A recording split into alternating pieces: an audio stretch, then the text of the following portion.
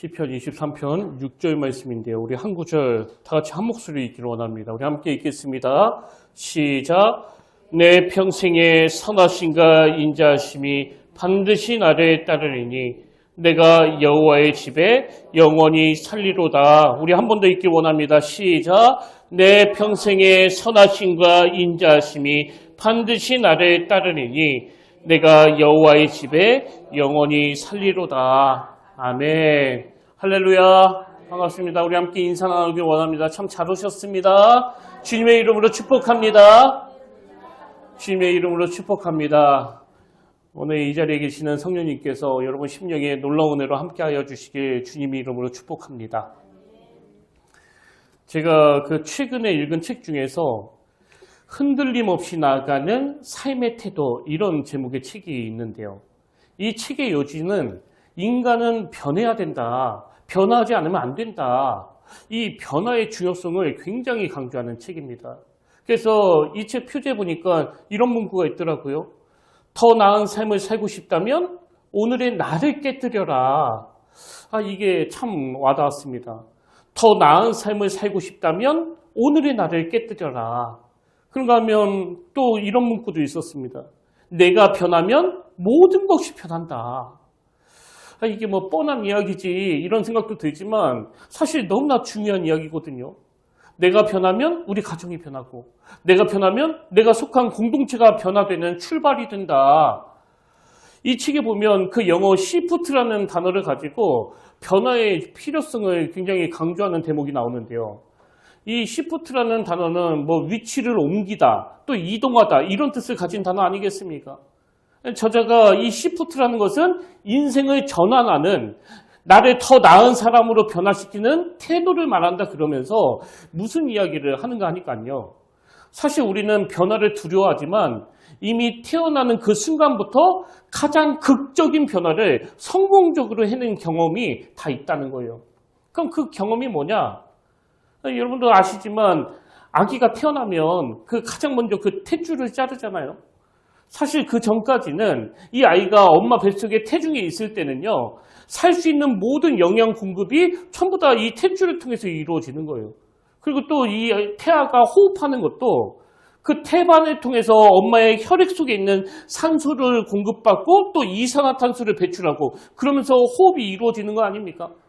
근데 이 땅에 태어나는 그 순간부터는 더 이상 엄마로부터 그런 공급을 받을 수가 없습니다. 탯줄을 따르는 것으로 이제 독립적인 존재로서 인생이 전환이 되는 거거든요. 그리고 또 모든 인간이 다 100% 공통적으로 거친 게 뭐냐면요. 태어나자마자 우는 거예요. 태어나자마자. 그래서 아이가 딱 태어났는데 울지 않는다? 그러면 막 엉덩이를 때려서라도 울게 만들잖아요. 여기에도 또 의미가 있더라고요. 탯줄을 끝낸 순간 한 번도 사용하지 않았던 이 성대 사이의 공간으로 공기가 처음 들어오면서 이 마찰음을 내게 되는데 이게 아이의 첫 울음이라고 그러는데요. 왜 아기가 태어나자마자 첫 울음을 터뜨려야 되는 거 아니까 그 첫 울음을 터뜨려라 그때부터 이 아이가 직접 자기 스스로 숨을 쉬기 시작한대요. 그러니까 탯줄을 끊으면 기존의 태반을 통해서 호흡하던 그 방식과는 다르게 스스로 산소를 마시고 그리고 스스로 이산화탄소를 배출해야 살 수 있기 때문에 태어나면 반드시 이 아이는 울어야 된다는 겁니다. 그래서 저자가 모든 인간들은 태어날 때부터 이 시프트를, 이 변화의 유전자를 가지고 태어난다. 그런 표현을 썼더라고요. 저는 이 원리를 설명하는 책을 읽으면서 탯줄을 잘라야 새로운 세계에서 본인의 삶을 살아갈 수 있다고 한다면 이건 영적으로도 마찬가지인데 그런 생각이 들었는데요. 여러분, 우리가 예수 믿는다는 건 어떤 의미를 가지고 있는가 하면은요. 어떤 분은 내가 주중에 헬스장 등록해서 운동을 하고 저녁에는 무슨 영어 학원에 등록해서 영어를 배우고 또 주일이라고도 안 해요. 일요일이 되면 교회 가서 예배 보고 그게 신앙생활 아니야? 이렇게 오해하는 분이 계세요. 근데 신앙생활은 그렇게 일상 중에 있는 어떤 스케줄 하나를 소화하는 게 아니고요. 신앙생활은 새로 태어나는 거예요. 새로운 생명이 부여되는 겁니다. 그래서 우리가 예수 믿는다고 한다면 지금까지 내 힘을 의지하고 세상을 바라보며 살아가던 그 삶의 방식에 탯줄을 끊어야 되는 거예요. 탯줄을. 그동안 내 삶에 유효했던 그 모든 통로를 차단하고 그리고는 이제 나는 하나님을 믿는다. 나는 하나님으로부터 공급받아야 살 수 있는 존재라는 것을 인식하고 살아가는 이게 바로 신앙생활이거든요. 그런 의미에서 저는 이번 주 이 시편 23편을 총정리하는 이 6절 말씀을 묵상하면서 이 짧은 한 구절 속에서 참 여러 가지 메시지를 발견하고 주중에 제가 참 많은 은혜를 누렸는데요.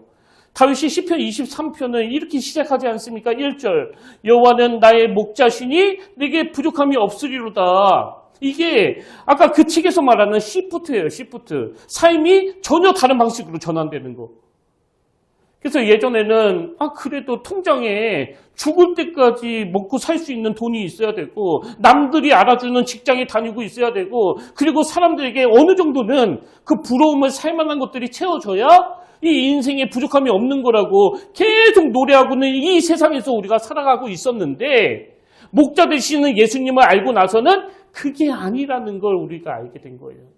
그래서 다윗이 이렇게 고백하는 거 아닙니까? 여호와가 나의 목자가 되시기 때문에 나는 부족한 게 없다. 그리고 이렇게 말씀을 시작한 다윗이 6절로 가서 말씀을 이렇게 마무리해요. 내 평생의 선하심과 인자심이 반드시 나를 따르리니 내가 여호와의 집에 영원히 살리로다. 이게 그 삶의 방식이 바뀌었다는 거 이야기하는 거거든요. 그래서 제가 이번 주에는 내 평생의 선하심과 인자심이 반드시 나를 따르리니 이 한 문장을 가지고 말씀을 드릴 예정이고요. 다음 주일에는 그 마지막에 나오는 이 한마디요. 내가 여호와의 집에 영원히 살리로다. 이 말씀을 가지고 설교를 준비하고 있는데요. 저는 오늘 이 시편 23편 6절 앞부분을 가지고 우리가 함께 말씀을 나눌 때 저와 여러분에게 인생의 전환이, 인생의 시프트가 일어나게 되기를 바랍니다. 그동안 살아왔던 방식대로 내 힘을 의지하고 세상이 요구하는 그 구조에 막 끌려다니는 게 아니라 이제 여호와가 나의 목자가 되신다고 선언함으로써 이 탯줄을 끊는 결단이 일어나고 나는 그분을 의지하고 나는 그분이 공급해 주시는 것으로 내가 살아가는 인생이라는 이런 삶이 전환이 일어나는 그런 믿음의 성도님들 되시기를 주님 이름으로 축복합니다. 그런 의미에서 제가 오늘 여러분에게 본문에 나오는 두 단어를 소개해 드리려고 하는데요. 제목을 이렇게 잡아봤습니다. 인생의 시프트를 위해 기억해야 될 두 단어. 여러분이 인생의 전환을 꿈꾸신다면요. 이 두 단어를 꼭 기억하셔야 된다는 거예요. 그럼 그 첫 번째 단어가 뭐냐? 바로 선하심입니다. 선하심. 자, 6절을 다시 보십시오. 내 평생의 선하심과 인자심이 반드시 나를 따르리니. 여기 나오는 선하심은 히브리어로 토브라는 단어예요. 토브. 아마 들어보신 적이 있을 겁니다. 이 토브라는 단어는요. 하나님이 천지를 창조하시는 과정에서 나온 단어인데요. 자, 성경 맨 앞에 나오는 창세기 1장 1절을 보십시오. 태초에 하나님이 천지를 창조하시니라. 여러분 성경은요. 이렇게 하나님의 선언으로 시작이 돼요. 뭐 원숭이가 진화돼서 인간이 된 게 아니고 그리고 또 뭐 그 우주의 빅뱅이 일어나서 우연히 만들어진 게 아니고 하나님이 어떤 목적과 의도를 가지고 인간을 창조하셨다. 이게 성경에서 선언이거든요. 태초에 하나님이 천지를 창조하시니라. 그리고는 그 첫째 날에 이루어진 게 2절입니다. 땅이 혼돈하고 공허하며 흑암이 깊음 위에 있고 하나님의 영은 수면 위에 운행하시니라. 하나님이 이르시되 빛이 있으라 하시니 빛이 있었고 빛이 하나님이 보시기에 좋았더라. 여기 좋았더라가 바로 토부예요. 토부. 둘째 날도 마찬가지예요. 하나님이 이렇게 만드시고 결론. 하나님이 보시기에 좋았더라. 셋째 날도 하나님이 이렇게 만드시고 결론.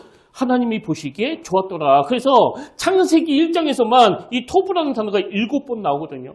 그러니까 우리가 보기에 좋은 게 아니고 하나님이 보시기에 좋은 것. 이게 토부, 이게 선하심이에요. 왜? 하나님의 속성 자체가 바로 이 선하심이기 때문에. 그리고 하나님이 천지를 창조하시고 보시기에 좋았더라고 말씀하시는 건요. 뭐 내가 좋은 재료를 써가지고 마음에 들어. 이게 아니에요. 여기 나오는 토부는 하나님이 계획하시고 의도하신 대로 창조되었다. 이게 토부예요. 그래서 다윗이 오늘 본문에서 내 평생의 선하심과 인자심이 반드시 나를 따를 것이다. 그건요. 하나님의 선하심을 따라서 내가 뭐 부자가 될 것이다. 유명해질 것이다. 뭐 하는 일마다 다 잘 될 것이다. 그런 차원이 아니고요. 하나님께서 나를 이 땅에 보내주실 때 원래 가지고 계셨던 그 의도, 나는 그분의 의도하신 대로 살아갈 것이다. 이걸 고백하는 선언이에요. 그러면 우리를 향한 하나님의 의도가 뭐냐? 에베소서 2장 10절에 보니까 우리는 그가 만드신 바라 그리스도 예수 안에서 선한 일을 위하여 지으심을 받은다니. 이 선하심이 하나님의 의도예요. 이 선하심이. 그래서 예수 믿는 우리의 성공은 뭐냐 하면은요. 이제 세상과 연결된 탯줄을 끊었다고 한다면 설령 내가 밥을 굶는다 하더라도 이 세상이 요구하는 걸 내가 다 갖추지 못했다 하더라도 하나님이 의도하셨던 선한 삶을 살아가는 거, 이게 바로 성공한 삶이라는 겁니다. 제가 작년 8월에 설교하면서 대전에서 사역했을 때 그 삶을 비관해서 막 죽고 싶다고 말하는 그 청년이 있었다고 그런 말씀을 드린 적이 있었는데요. 그때 제가 만난 그 청년은요, 실제로 저와 대화하기 바로 얼마 전에도 자살 시도를 했는데 그게 잘 안 된 거예요. 그래서 제가 이 형제를 만나가지고 마음에 굉장히 염려가 많았습니다. 또 자살해버릴까 봐. 더군다나 그 형제 이야기를 들어보니까요, 뭐 자세한 내막이야 제가 어떻게 알겠습니까만 뭐 옆에서 도와주는 사람도 없고 너무나 가슴 아프게도 그 부모님과 격리가 돼서 혼자 산 지가 벌써 오래가 된 거예요. 그러다 보니까 이 청년과 대화하고 나서 마음이 뭐 불안한 거죠. 이제 또 집에 가면 혼자가 될 텐데 내가 잠깐 주중에 만나서 뭐 1시간 동안 격려해주고 등 두들겨주고 기도해준다고 이 형제의 그 근본적인 문제가 해결이 될까? 그게 너무나 걱정이 돼가지고요. 그때 제가 그 청년에게 이런 이야기를 했습니다. 내가 보니까 너는 지금 도움이 필요한 상황인 것 같다. 그래서 허락한다면 내가 교회 선생님들에게 이 내용을 잘 설명해서 우리 형제를 잘 도와줄 수 있는 분을 내가 찾아보고 싶은데 그래도 되겠느냐. 그리고 그게 정 부담이 된다면 내가 내용만 말하고 이름은 안 밝히겠다. 그랬더니 이 청년이요. 갑자기 이름 밝혀도 된다는 거예요. 이름 밝혀도. 아마 이 형제가 그 도움이 너무나 절실하니까 그 말이 툭 튀어나온 것 같아요. 그래서 제가 그 교사 회의 시간에 선생님들에게 그 청년의 사정을 이야기했는데요. 그 이후에 너무나 고맙게도 여러 선생님들이 연락을 주셨는데 그 중에 남자 집사님 한 분이 이런 말씀을 하시더라고요. 목사님, 그 청년 이야기를 들으면서 옛날 내 모습이 생각났습니다. 제가 그 청년을 좀 도와줘도 되겠습니까? 그래서 그 남자 집사님을 연결해 드렸거든요. 그리고는 그 집사님도 별 말씀 안 하시고 또 이 형제도 뭐 연락이 없고 그래서 제가 까맣게 잊고 있었는데 한 몇 달 만에 다시 연락이 온 거예요. 만나 뵙고 싶다고. 솔직히 말씀드리면요. 그 형제한테 연락을 받고 제가 좀 불안했어요. 그 무소식이 희소식이거든요. 그래서 또 무슨 어려움이 있나 그러면서 조심스럽게 만났더니 제가 그날의 감격을 잊을 수 없는 게요. 완전히 달라진 모습으로 앉아있더라고요. 그래서 인상 하나 바뀌는 게 이렇게 중요한 거구나. 처음 만났을 때는 막 너무 어둡고 너무 우울하고 그리고 기운도 없어가지고 이 목소리도 작으니까 제가 몸을 앞으로 기울여서 대화를 나눴었는데 몇 달 만에 너무나 밝은 표정으로 이야기하니까요. 제가 기쁘더라고요. 그래서 무슨 좋은 일이 있었나 이야기를 들어보니까요. 제가 그 청년의 사연을 말씀드린 이유로 여러분의 선생님들이 연락을 해서 내가 당신을 위해서 기도하고 있다고 말씀해 주시고 또 마주칠 때마다 너무 반갑게 대주신 거예요. 그리고 그 중에서 그 남자 집사님을 만난 게 이 형제에게는 만남의 축복이 된 겁니다. 이 집사님이 정기적으로 만나면서 정말 정성을 다해서 뭐 밥도 사주시고 또 이야기를 들어보니까 선물도 사주신 것 같아요. 그래서 자기가 그 좋은 선생님을 만나서 변화가 됐다는 그 이야기를 뭐 한 2시간 넘게 나누고 그랬는데요. 이 형제가 참 고맙게도 저를 위해서 그 조그만한 그 선물을 준비하고 또 거기에다가 그 편지를 넣어놨더라고요. 제가 앞에서 뭐 그 친구 앞에서는 뭐 이런 거 준비했어 뭐 그렇게 그랬지만요. 사실 저는 너무나 기뻤어요. 뭐 선물을 받아서 좋다는 게 아니라 선물을 줬다라는 건 그 청년에게 뭔가 여유가 생겼다는 거잖아요. 오늘 말씀을 준비하다가 제가 그 형제가 준 편지가 생각이 나서 다시 꺼내서 읽어보는데요. 너무 감동이 되는 겁니다. 그 앞부분을 한번 들어보십시오. 목사님, 저는 목사님께 큰 은혜를 받은 누구누구 형제입니다. 목사님을 만난 그 시간을 기점으로 저에게 연락 주신 멘토분, 주일학교 선생님들의 끝없는 중보기도로 이렇게 감사 편지를 쓸 수 있는 시간까지 버틸 수 있었습니다. 목사님, 지금 저는 주님께서 주시는 평강과 기쁨을 누리고 있습니다. 더 이상 내일이 오는 것이 두렵지 않습니다. 목사님과 만난 그 시간 이후로 많은 일들이 있었지만 제가 집착하던 세상이 주는 안정감과 의미를 내려놓자, 이게 제가 아까 말씀드린 시프트예요. 이 형제에게 절망만 가져다주는, 낙심과 좌절만 가져다주는, 자살 중독으로 이끌고 가는 그 세상에 의지하던 탯줄을 끊었다는 그 이야기거든요. 제가 집착하던 세상이 주는 안정감과 의미를 내려놓자 세상이 달라졌다는 것을 꼭 말씀드리고 싶었습니다. 목사님, 저는 이제 드디어 주님이 자비하시고 정말 사랑의 하나님이심을 믿고 의지합니다.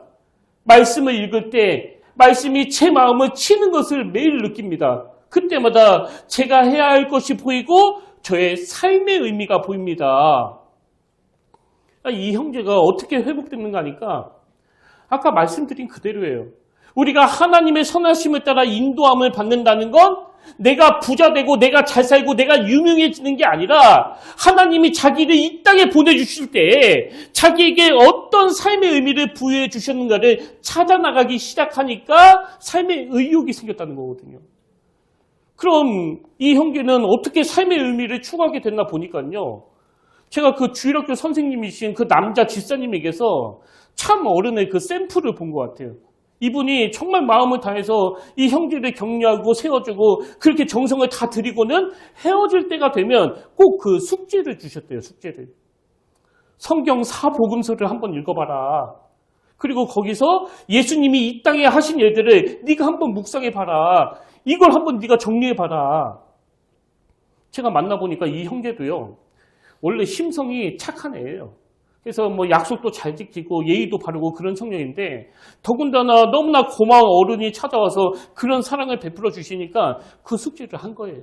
그러면서 이 형제가 계속 사복음서에 나와 있는 예수님께서 이 땅에 오셔서 행하신 일들을 쭉 읽고 묵상하고 그러면서 어떤 변화가 일어났는가 하니까요. 이 형제가 저에게 그런 이야기를 하더라고요. 그 멘토 선생님이 하라는 대로 사복음서를 읽으면서 예수님이 행하신 일들에 대해서 쭉 묵상했더니 그 과정에서 그동안 잊고 있었던 하나님이 내 인생에 개입하신 그 선한 일들이 막 떠오르기 시작했대요. 그러면서 이런 이야기를 하더라고요. 자기가 어릴 때 학교에서 왕따를 당했었는데 왕따 당하던 그때 하나님이 어떻게 버티게 해주셨는지 그게 떠올렸다는 거예요. 그 내용이 편지에 담겨 있는데요. 한번 들어보십시오. 지난 과거가 고난이 없을 뿐이었다고 생각했는데 그러다 보니 과거에 하나님께서 함께해 주신 것들에 대해 감사하지도 않고 떠나버렸던 내 자신을 발견하게 되었습니다. 이게 무슨 말인가 하면은요. 전에 말씀드렸잖아요. 처음에 이 형제가 저를 찾아와가지고 막 하소연했던 게 뭐냐 하니까 하나님은 자기를 버리셨다는 거예요. 목사님, 하나님은요. 나를 버리셨습니다.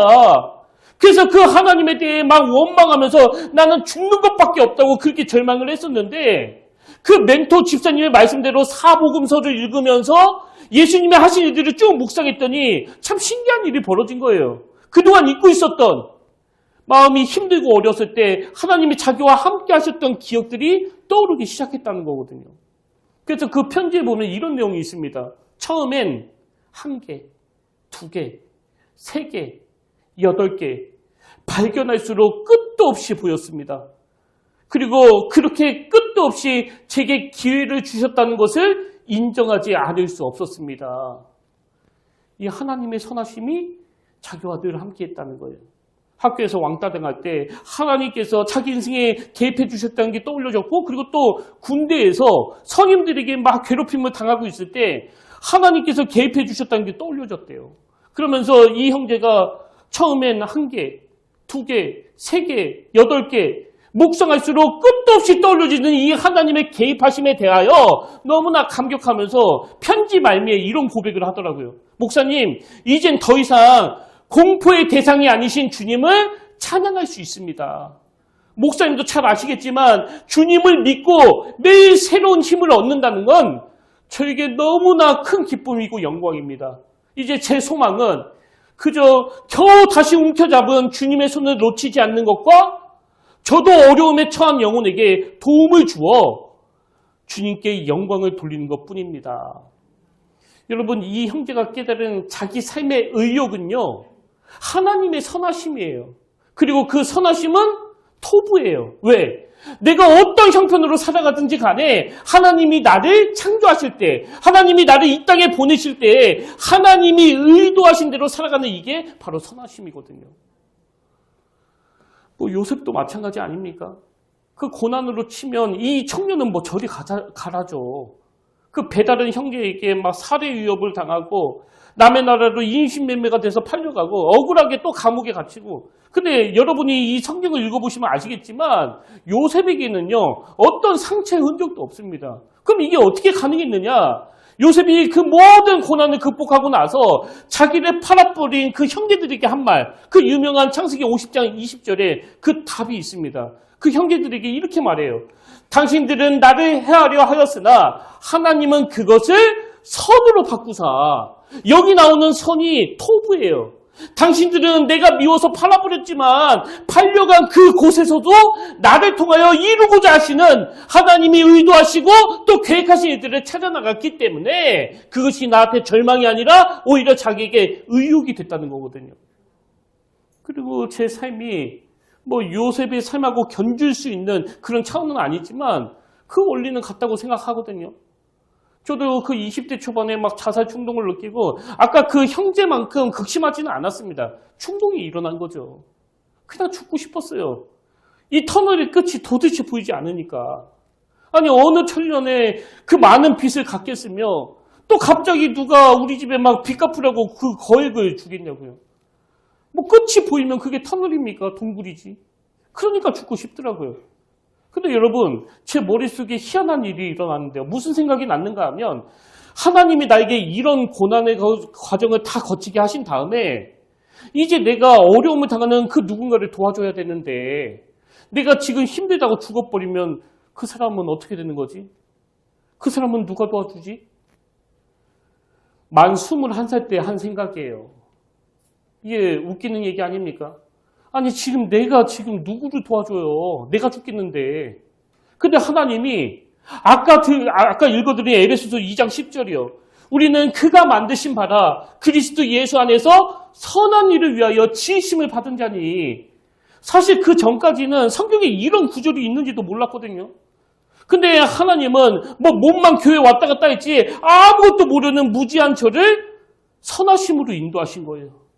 그래서 제가 나 살아야 되겠다. 내가 죽어버리면 내가 도와야 돼. 그 사람은 어떻게 되나. 그리고 버텨냈는데 제가 그 청년을 만나면서 참 감동이 되는 게 뭐냐니까 그 철없었을 때 했던 그 생각이 수년이 지나고 나서 그대로 이루어진 거 아닙니까?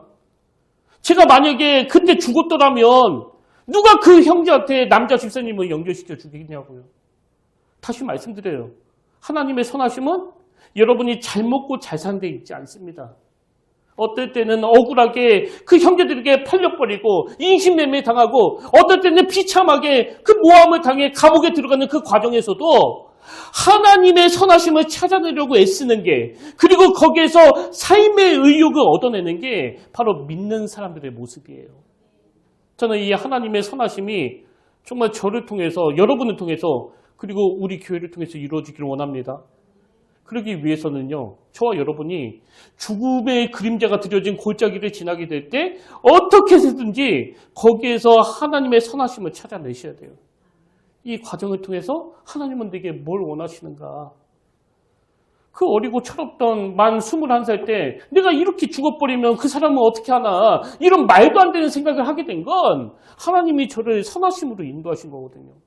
그래서 오늘 여러분이 내 평생의 이 선하심, 이 토부라는 단어를 꼭 기억하시길 바라고요. 그런가 하면 두 번째로 우리 인생에 시프트가 일어나기 위해서 그 삶의 전환이 일어나기 위해서 꼭 기억해야 될 단어가 하나 더 있는데 그게 뭐냐니까 바로 인자하심입니다. 인자하심. 자, 6절을 다시 보십시오. 내 평생의 선하심과 인자하심이 반드시 나를 따르리니. 여기 나오는 인자하심은 히브리어로 헤세드라는 단어인데요. 이것도 들어보신 적이 있으실 거예요. 이 헤세드는 자비, 사랑, 인자 이런 뜻을 가진 단어인데요. 구약에서는 이 헤세드는 하나님의 성품을 설명할 때 쓰는 단어예요. 그래서 하나님의 무조건적인 사랑, 당신의 백성들을 불쌍히 여기시는 마음, 이게 바로 헤세드예요. 지금 다윗이 지난 삶을 돌아보면서 내 삶에 무조건적인 사랑이 있었고 앞으로도 그 사랑이 나를 따를 것이다. 이런 고백을 하는데요. 여러분이 다 아시는 것처럼 다윗이 천인공로할 짓을 저질렀던 순간이 있었잖아요. 가정에 있는 유부녀, 그 충성스러운 신하의 아내를 막 범해가지고 임신을 시키고 또 자기의 잘못을 감추기 위해서 아주 비열하게 음모를 꾸면서 그 신하를 살해해버리고 여러분 한번 생각을 해보세요. 그 왕의 권력을 가지고 그런 끔찍한 짓을 저질렀는데 사실 이게 뭐 용서가 되겠습니까? 인간은요 절대로 용서할 수 없을 거예요. 아니 이런 천인공로할 짓을 저지른 인간을 어느 누가 용서할 수 있겠냐고요. 근데 인간 그 누구에게도 용서받을 수 없는 죄를 지은 이 다윗이지만 그가 통곡하며 회개의 자리로 나갔을 때 하나님이 이 헤세드의 사랑으로 품어주신 거거든요. 그래서 제 추측컨대 다윗이 자기의 인생을 쭉 반추하면서 이 시편 23편을 썼다고 한다면 저는 다윗이 이 대목을 쓰면서 막 눈물이 났을 거라고 생각해요. 추측컨대. 지금까지 내 평생에 그의 선하심과 헤세드의 사랑이 있었기 때문에 내가 용서받고 다시 일어설 수 있었던 거구나.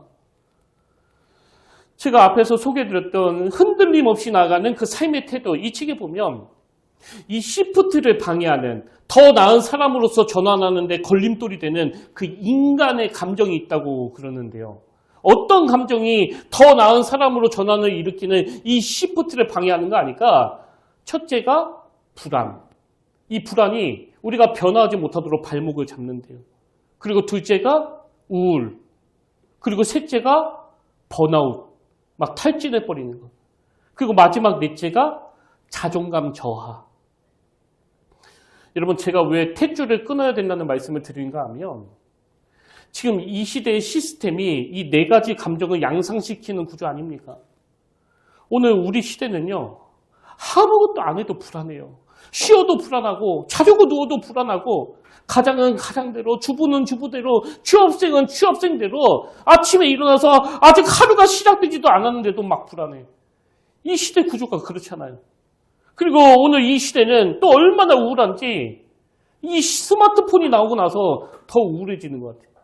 왜? 허구내 들여다보는 뉴스가 우리를 우울하게 만들잖아요. 분노하게 만들잖아요. 번아웃을 유발시키잖아요. 그리고 이 시대가 우리의 자존감을 자꾸 꺾는 거 아닙니까? 옛날에 그 스마트폰이 없었을 때는요. 누가 뭐 얼마나 잘 사는지 아무도 몰랐잖아요. 근데 지금은 이 스마트폰에 나 잘났다는 사람들이 막 계속 여행 사진 올리고 막 맛집 사진 올리고 막 비싼 거 샀다고 올리고 그래서 볼수록 우울해지는 거거든요. 여러분 그 불안과 우울, 번아웃과 자존감 저하를 양산해내는 이 세상의 탯줄을 끊어내셔야 돼요. 그리고 그런 걸로 사람을 평가하지 않는 하나님의 헤세드를 갈망하셔야 됩니다. 자격을 잃어버린 자를 용서해 주시고 끝까지 사랑해 주시는 그 헤세드. 이게 내 평생의 선하심과 인자심이 반드시 나를 따르는 일이에요. 근데 이 헤세드와 관련해서 우리가 한 가지 기억해야 될 게 있는데요. 아까 말씀드렸잖아요. 구약에서 이 헤세드는 하나님의 성품이라고. 그래서 하나님의 성품을 드러낼 때 이 헤세드라는 단어가 나오는데 이 단어가요. 인간들을 향해서 쓰여질 때가 있습니다. 그 대표적인 말씀이 미가서 6장 8절이에요. 사람아 주께서 선한 것이 무엇임을 내게 보이셨나니 여호와께서 내게 구하시는 것은 오직 정의를 행하고 그 다음에 인자를 사랑하며 겸손하게 내 하나님과 함께 행하는 것이 아니냐. 이게 헤세드예요. 이 헤세드는 하나님의 성품인데 하나님은 당신의 성품을 우리에게 요구하시는 거예요. 인자를 사랑하며 겸손하게 너희 하나님과 함께 동행해야 될 것이 아니냐. 제가 앞에서 소개해드렸던 그 청년이요. 저를 만났을 때 그 남자 집사님을 호칭하면서 계속 그 삼촌이라고 그런 호칭을 쓰더라고요. 몇 주 전에도 제가 그 삼촌을 만났고 또 몇 주 전에도 그 삼촌이 나한테 뭐 이걸 하라고 시켰고 그 청년이 계속 삼촌으로 호칭을 하길래 제가 중간중간에 교정도 해줬어요. 아, 그 남자 집사님이 그랬다는 거지? 그 멘토 집사님이 그랬다는 거지? 그럼 뭐 맞다고 그 집사님이 그랬다고 그러다가 뭐 조금만 지나면 또 그 삼촌이 그랬다고 이렇게 이야기하는 거예요. 그래서 제가 이런 생각을 해봤어요. 만약에 그 집사님이 굉장히 잘 가르치는 은사가 있어가지고 이 청년을 만나자마자 너 성경책 한번 펴봐. 예수 믿는 애가 자살하면 돼, 안 돼?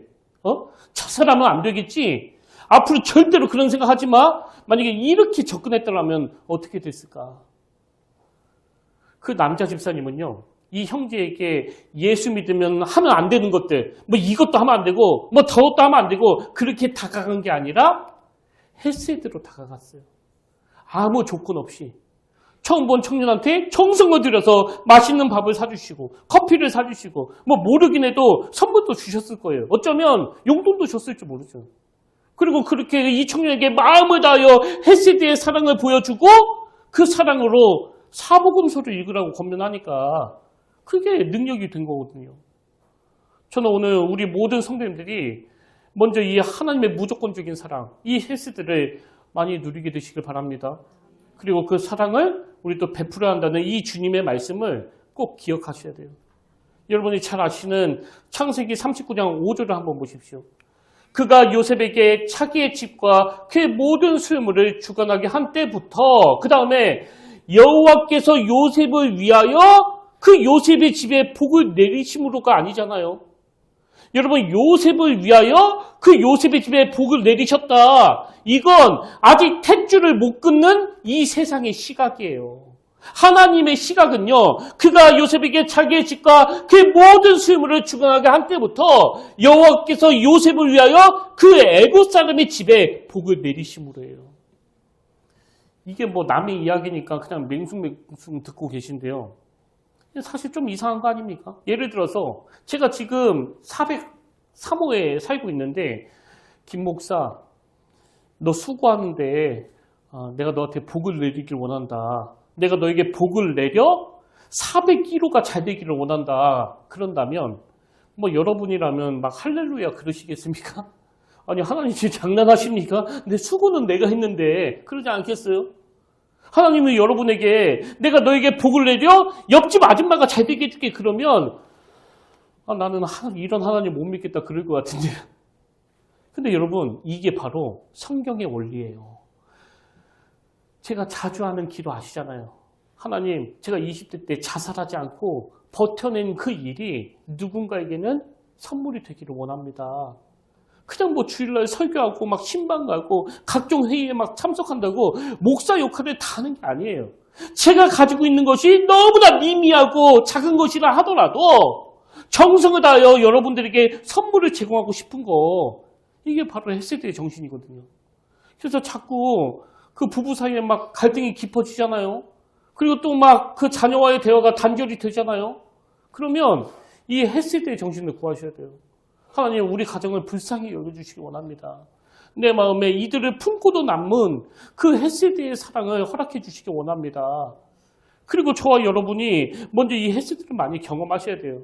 사실 말씀을 전할 자격도 없는데 하나님이 당장 설교하지 말라고 하셔도 변명할 수 없는데 그 헤세드의 사랑으로 이 자리에 서게 해주신 그 은혜, 그 감격을 회복하고 마태복음 5장 7절이요. 긍휼히 여기는 자는 복이 있나니 그들이 긍휼히 여김을 받을 것이며 이 사랑의 선순환이에요. 내가 받은 그 헤세드의 사랑을 누군가에게 흘려 보내주면 우리 하나님은요. 더 큰 헤세드로 돌려주시는 분이에요. 여러분 오늘 이 두 가지를 꼭 기억하십시오. 우리가 불안과 우울, 번아웃과 자존감 저하로 몰고 가는 이 시대와 연결된 그 탯줄을 끊어내기 위해서 우리 인생의 시프트, 이 삶의 전환이 필요한데 그 전환을 가져다주는 두 가지 중에 첫 번째 재료는 내 평생의 선하심, 토부예요, 토부. 그래서 막 수시로 절망이 찾아오고 낙심이 찾아와가지고 아까 그 형제처럼 죽고 싶다는 말을 막 입에 달고 사신 분이 계시다면요. 하나님이 나를 지으신 그 선한 의미를 찾아 나가려고 애를 쓰셔야 돼요. 제가 경험해 보니까요. 죽음의 그림자가 드려진 어떤 골짜기에서도 찾아낼 수 있더라고요. 그런가 하면 두 번째 재료가 내 평생의 인자하심, 헤세드예요. 헤세드. 저는 오늘 저와 여러분이 먼저 이 하나님의 무조건적인 사랑, 자격 없는 자에게 주시는 그 헤세드의 사랑을 많이 누리시길 바라고요. 그 사랑을 누린 저와 여러분이 주님의 요구에 순종으로 반응하며 나도 오늘 누군가에게 그 헤세드를 흘려보내는 아름다운 인생이 되시기를 주님 이름으로 축원합니다. 그래서 저는 오늘 이 두 단어가 저와 여러분 인생에 시프트를 가져다 주기를 바라면서 파송 찬양으로 이 찬양을 함께 불러보기를 원하는데요. 아무것도 두려워 말라. 주 나의 하나님이 지켜주시네. 놀라지 말라. 겁내지 말라. 그 다음에 누가 우리를 지켜주십니까? 주님 나를 지켜주시네. 세상을 의지하고 세상과 연결되어 있던 그 탯줄을 잘라내고 하나님 이제는 내가 하나님을 의지하며 나아가길 원합니다. 여러분 그렇게 간절히 소원하시면서 우리 이 찬양 함께 불러보기를 원합니다.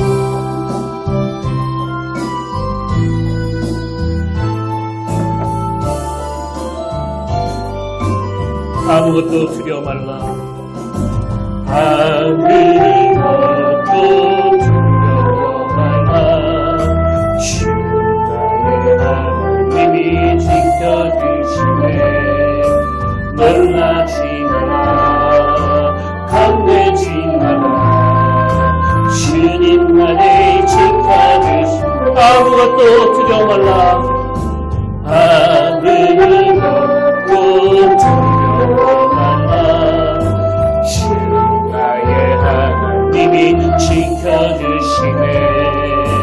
놀라지 마라. 겁내지 마라. 주님 나를 지켜주시네. 내 맘이 힘에 겨워 내 맘이 힘에 겨워 주시지라도 주님 나를 지켜주시네. 세상의 험한 풍파 세상의 험한 풍파 몰아칠 때도 주님 나를 지켜주시네. 주님은 나의 산소 주님은 나의 요새 주님은 나의 소망 나의 힘이 되시며 아무것도 두려워 말라. 아무것도 두려워 말라. 주 나의 하나님이 지켜주시네. 놀라지 마라. 겁내지 마라. 주님 나를 지켜주시네. 아무것도 두려워 말라. 아무것도 두려워 말라. 주 나의 하나님이 지켜주시네. 놀라지 마라. 겁내지 마라.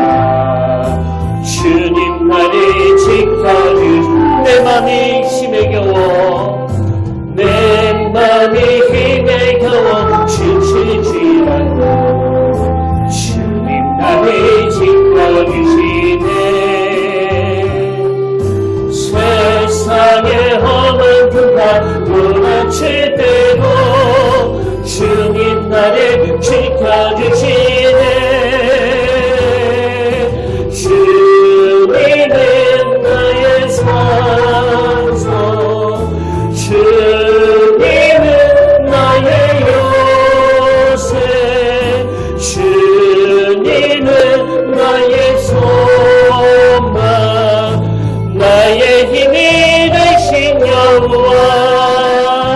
하나님이시여 하나님이시여 님이시여 하나님이시여 주는 나의 하나님이시로다.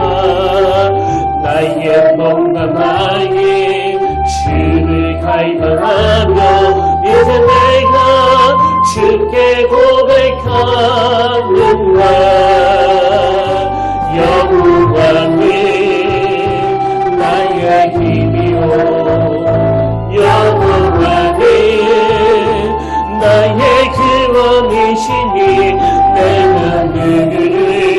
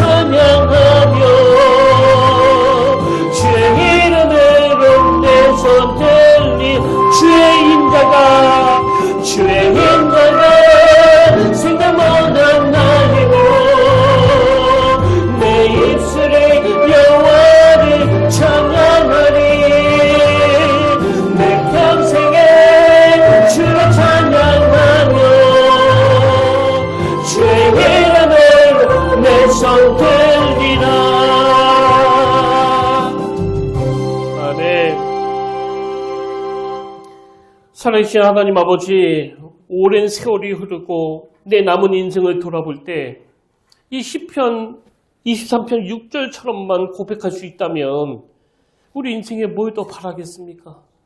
비록 죽음의 그림자가 드려져 있는 골짜기를 지난 적도 있었고 요셉처럼 억울한 모함을 당해 상상하기 어려운 상처로 허덕였던 순간도 있었고 그 청년처럼 젊은 시절에 인생이 너무 고달파 그만 내려놓고 싶은 충동이 느꼈다 하더라도 그 모든 과정 속에서 여호와가 내 삶에 개입해 주셔서 내 평생의 선하심과 인자심이 나를 떠나지 않는 인생이었노라고 고백하게 될 때에 우리가 겪는 모든 아픔들은 오히려 주님 앞에서 면류관이 되는 줄로 믿습니다.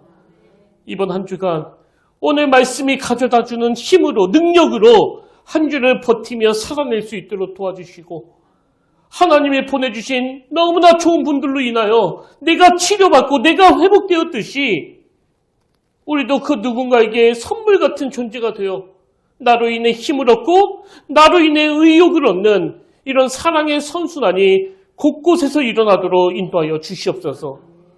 그 은혜로 함께하여 주실 줄 원하옵고 선하심과 인자심으로 인도해 주시는 예수님 이름으로 간절히 기도드립니다. 아멘. 예, 다 자리에서 일어나셔서 파송 찬양으로 한 사람이라는 찬양 함께 부르고 축도로 오늘 예배를 마무리하기를 원하는데요. 오늘 주신 말씀을 묵상하면서 또 가사를 생각하면서 이 찬양 소원하며 함께 부르기를 원합니다.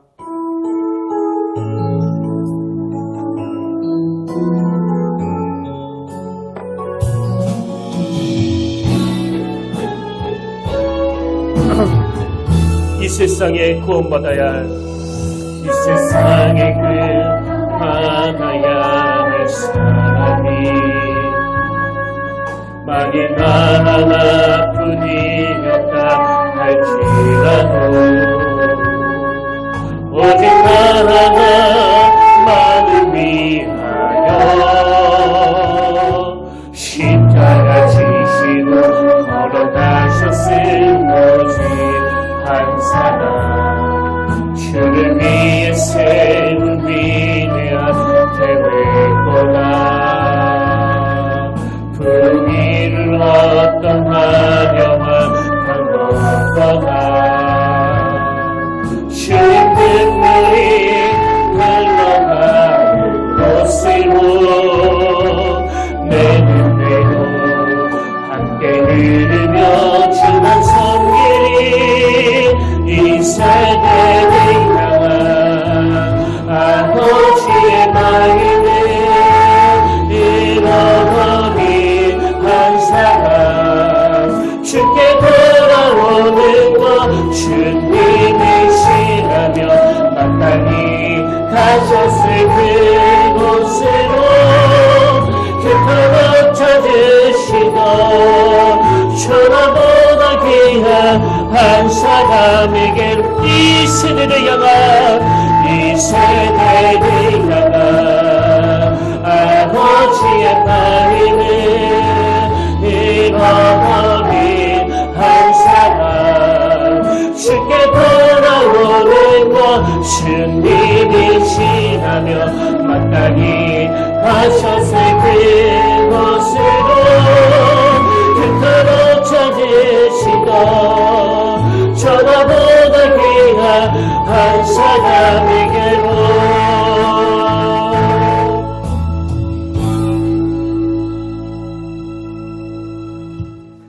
우리는 그가 만드신 바라 그리스도 예수 안에서 선한 일을 위하여 지으심을 받은 자니 내 평생의 선하심과 인자심이 반드시 나를 따르리니 내가 여호와의 집에 영원히 살리로다.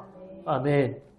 하나님이 의도하시고 계획하신 대로 살려고 하는 그 선하심이 우리 안에 다 있는 줄 믿사오니 어떤 상황에서도 나는 하나님의 창조물이라는 그 정체성을 잃지 않도록 도와주시고 다윗처럼 꿈을 꾸면서 말씀의 힘으로 거뜬히 버텨내고 승리하는 믿음의 성도님들 다 되도록 인도하여 주시옵소서. 이제는 우리 주 예수 그리스도의 은혜와 하나님 아버지의 탐없는 사랑과 성령님의 감동, 감화, 위로, 교통, 충만하심의 역사가 오늘 말씀 마음에 담고 주님이 우리에게 원하시고 기뻐하신 뜻을 따라 발걸음을 옮기기로 다짐하며 예비하는 모든 주의 자녀들 머리 위에 지금부터 영원토록 함께 하시기를 간절히 축원하옵나이다.